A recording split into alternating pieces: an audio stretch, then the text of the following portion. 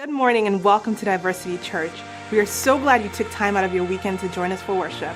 My name is Onyeka, aka Yeka O, but before we get into the sermon, I want to tell you about everything happening around diversity this month.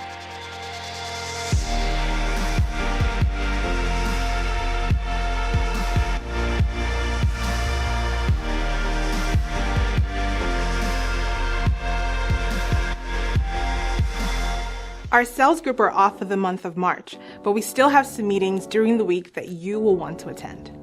The first is the Diversity Dudes, which is meeting this Friday at 7 p.m. You'll be talking about what God is wanting to do through the men of this church, and you'll have some good food too. So, if you're a dude in this place, come and hang this Friday. The second meeting is the Daughters of Diversity.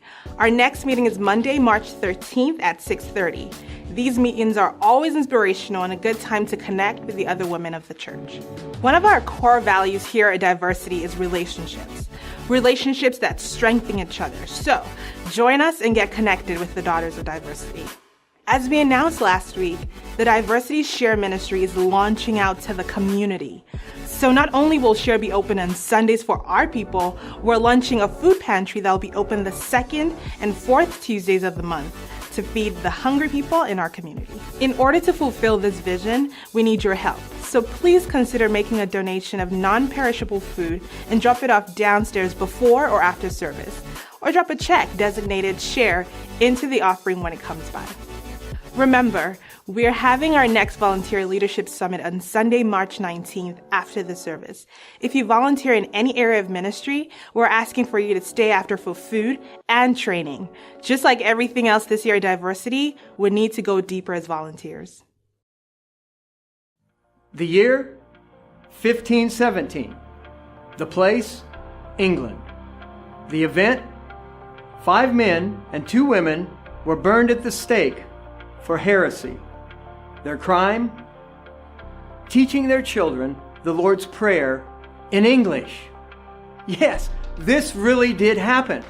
There was a time when even speaking the Bible in any language other than Latin was illegal. Most of us have many Bibles in our home sitting around. But how often do we ever open them and read them? And do we stop to think about the men and the women who risked their lives so that we might have a copy of the scriptures in our own language?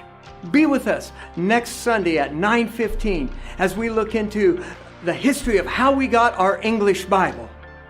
It's a miracle book. See you then.